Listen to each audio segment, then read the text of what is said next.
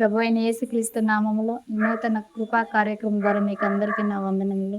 ఈ దినం మనం ధ్యానించుకోబోతున్న దేవుని యొక్క వాక్యము కీర్తనలు 119వ అధ్యాయము మొదటి వాక్యము ఉన్నది. యెహోవా ధర్మశాస్త్రమును అనుసరించి నిర్దోషముగా నడుచుకున్న వారు ధన్యులు. ఆమేన్. దావీదు చెప్తున్న ఒక మాట ఉన్నదండి. ఈ మాట దావీదు ఈ మాట ఎలా చెప్పగలిగాడు, దావీదు ఈ మాట ఎందుకు చెప్తున్నాడు అని మనము ఆలోచించుకునే వారినిగా మనం ఉన్నట్లయితే, దావీదు దేవుని మాటను వినేవాడిగా లేడా? దేవుని వెంబడించడం లేదా? దావీదు దేవునికి హృదయానుసారుడు కదా. అలాంటి దావీదు ఈ మాట ఎందుకు చెప్తున్నాడని కూడా మనము ఒక్కొక్క సమయంలో అనుకునే వారినిగా ఉన్నాం. కానీ అలాంటి దావీదే ఇక్కడ చెప్తున్న ఒక మాట ఏమవున్నదంటే, యెహోవా ధర్మశాస్త్రమును అనుసరించి నిర్దోషముగా నడుచుకున్న వారు ధన్యులు అని చెప్తున్నాడు. అలా దావీదు ఎందుకు చెప్పాడంటే, ఆయన ధర్మశాస్త్రాన్ని నేను అనుసరించాను కానీ ఆయన ఎదుట నేను నా ఇష్టానుసారమైన క్షణిక ఆవేశాన్ని బట్టి, నా ఇష్టానుసారమైన ఆలోచనను బట్టి నేను ఆయన సన్నిధిలో నేను నిర్దోషముగా ఉండలేకపోయాను. నేను ఆయన ధర్మశాస్త్రాన్ని అనుసరించాను కానీ నేను నిర్దోషుడుగా నేను ఆయన ఎదుట నిలవలేకపోయాను అని దావీదు తన అపరాధము దేవుని సన్నిధిలో ఒప్పుకొని విడిచిపెట్టే వ్యక్తిత్వం కలిగిన, స్వభావం కలిగిన, ఒక మంచి మనసు కలిగిన వ్యక్తిగా దావీదు ఈ మాట చెప్తున్నాడు ఇక్కడ. కాబట్టి ఏంటంటే, అలాంటి వారంగా మనము ఉండకుండా నిర్దోషముగా ఆయన ధర్మశాస్త్రమును అనుసరించి ఆయన ఎదుట మనం నిర్దోషముగా ఉండే వారినిగా మనం నడుచుకున్నట్లయితే అలాంటి జీవితము ధన్యత కలిగి ఉంటుంది. అలా నేను లేను కాబట్టి నేను ఈ దినాన నా దేవుని ఎదుట నేను ఒక దోషిగా నిలవవలసి వచ్చిందని దావీదు ఎన్నోసార్లు బాధపడుతూ ఉండే ఒక స్వభావము, ఒక మనసు కలిగిన వ్యక్తి అయి ఉన్నాడు. అలాగే మనం చూసినట్లయితే చూడండి, అదే కీర్తన భాగంలో మొదట్లో ఏముంది? యెహోవా ధర్మశాస్త్రమునందు ఆనందించుచు దివారాత్రము దానిని ధ్యానించువాడు ధన్యుడు అని ఉంది. ఈ మాట కూడా ఆయన చెప్పున్నాడు. యెహోవా ధర్మశాస్త్రమందు ఆనందించచ్చు. ఆయన ధర్మశాస్త్రమందు ఎలా ఆనందించగలం? ఆయన ధర్మశాస్త్రాన్ని మనము అనుసరించి మనము ఆయన్ని వెంబడించిన వారినిగా ఉన్నట్లయితే మాత్రమే ఆయన ధర్మశాస్త్రమందు మనము ఆనందించే వారినిగా మనము ఉండము. దివారాత్రము చూడండి, రాత్రులు దానిని ధ్యానించువాడు ధన్యుడు అంట. దివారాత్రులు దానిని ధ్యానించువాడు ధన్యుడని అంటే ఏమై ఉన్నది? రాత్రి పొగలు మొత్తం ఎప్పుడు కూడా బైబిల్ చేతిలో పట్టుకొని మనం చదువుతూ ఉండటమో, లేదా బైబిల్ చేతిలో పట్టుకొని మనం తిరుగుతూ ఉండటమో కాదండి అక్కడ అర్థం. దివారాత్రము దానిని ధ్యానించి వాడు ధన్యుడు. ఆయన చెప్పిన ఒక మాటని ధ్యానిస్తూ ఉండే వారినిగా, ఆయన చెప్పే ఆ మాటని మనము జ్ఞాపకం చేసుకునే వారినిగా, ఆయన చెప్పే ఆ మాటని మనము వినే వారినిగా, ఆయన చెప్పే ఆ మాటకి మనము లోబడే స్వభావం కలిగిన వారినిగా మనము ఉంటూ ఎల్లవేళలా కూడా ఆయన ధర్మశాస్త్రమును అనుసరించే వారినిగా మనం ఉండాలంటే మొదట ఎలా ఉండాలంట? ఆయన వాక్యాన్ని మనము ధ్యానించే వారినిగా మనం ఉండాలి. ఆయన మాటకు మనం లోబడే వారినిగా ఉండాలి. ధర్మశాస్త్రం అంతటిలో కూడా ఆయన మాట ఏమో ఉన్నది? నేనే నీకు దేవుడును, నేను తప్ప వేరొక దేవుడు నీకు ఉండకూడదు అనండి. కాబట్టి నేనే దేవుడిని అని చెప్పి మీరు నా వైపు మరలే వారిగా, నన్ను మహిమపరిచే వారిగా, నా మాటను మీరు జ్ఞాపకం చేసుకునే వారిగా, నా మాటకి మీరు లోబడే వారిగా ఉన్నట్లయితే అలాంటి వారు ధన్యులు అని దేవుడు చెప్తున్నాడని చెప్పి ఇక్కడ దావీదు దేవుని గురించి బయలుపరుస్తున్న ఒక కీర్తన భాగమే ఉన్నది.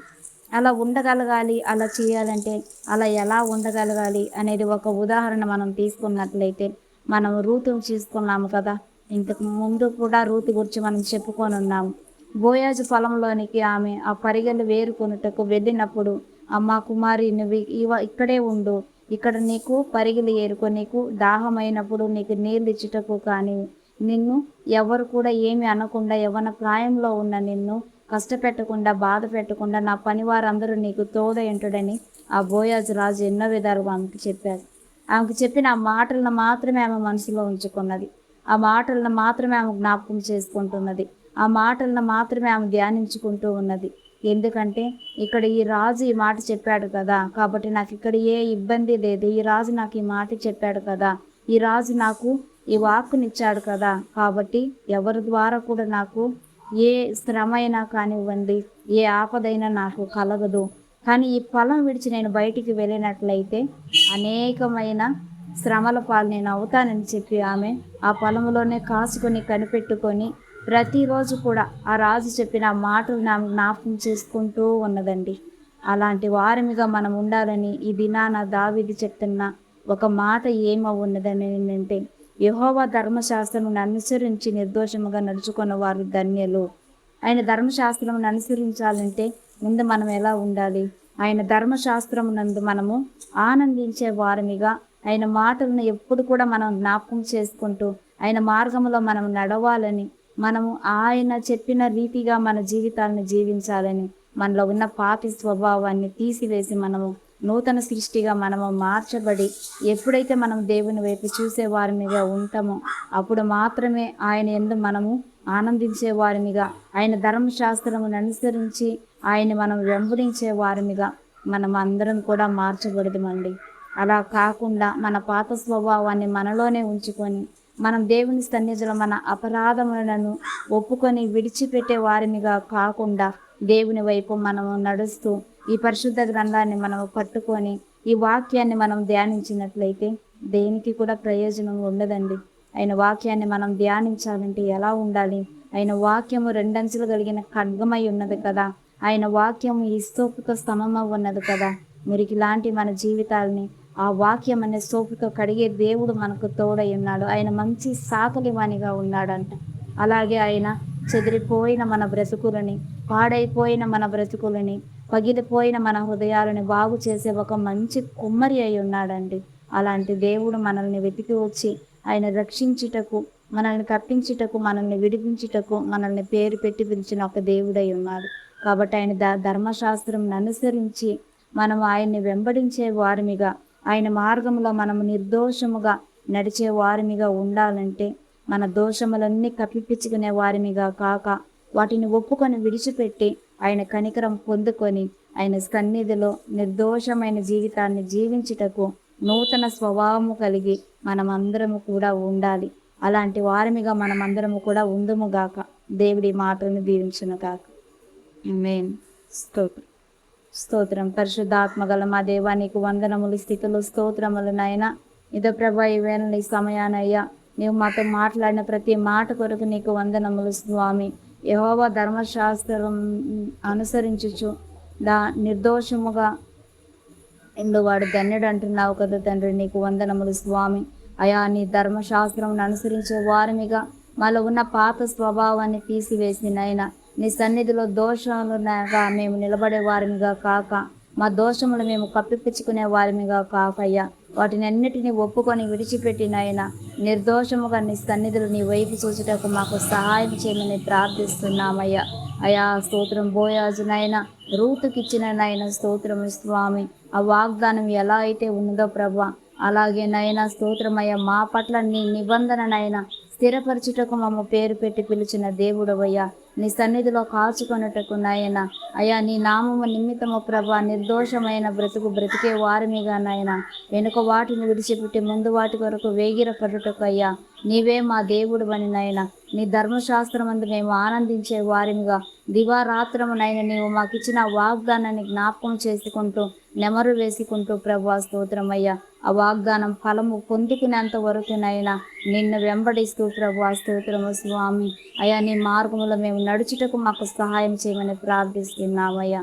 వేళలో నాయన ఈ వాక్యం ఎంతమంది బిడ్డలైతే వింటున్నారయ్యా, ప్రతి బిడ్డలని జ్ఞాపకం చేసుకునైనా నీ ధర్మశాస్త్రమందు ఆనందించుటకు నాయన అయా నీ వాక్యాన్ని ధ్యానించి ప్రభువ అయా నిర్దోషమైన హృదయము కలిగి నాయన నీ వైపు చూడగలిగిన ప్రతి బిడ్డలకు నాయన నీవు దేవుడు అయి ఉండి ప్రభువ వారి శ్రమ యందు నాయన వారి దుఃఖము యందు ప్రభువ వారి ఒంటరితనమందు నీవు తోడుగా ఉండి నడిపించమని ప్రార్థిస్తున్నానయ్యా.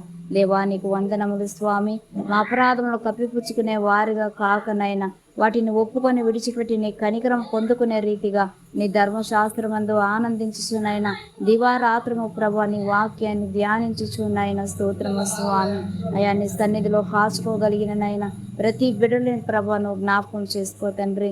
బంధకాల నుండి విడిపించయ్యా, బలహీనతల నుండి తప్పించున్నాయన అయ్యా యెహోవా నీవు మా మంచి కాపరిగా ఉండి మమ్మల్ని నడిపించే దేవుడు అని నైనా అనేక మంది నీవే దేవుడు అని ప్రభువ, నీవు తప్ప వేరొక దేవుడు లేడని నాయన. అయ్యా నీ వాక్యం యథార్థమైనదని నాయన, నీ ధర్మశాస్త్రము ప్రభువ స్తోత్రము స్వామి. అయా యథార్థమైనదని ఎరిగి నాయన నిన్ను వెంబడించే రీతిగా నాయన అనేక మందిని నీ వైపు మరలించమని యేసుక్రీస్తు నామములో ప్రార్థించి అడిగి వేడుకుంటున్నాము తండ్రి. ఆమేన్. అందరికీ వందనాలు.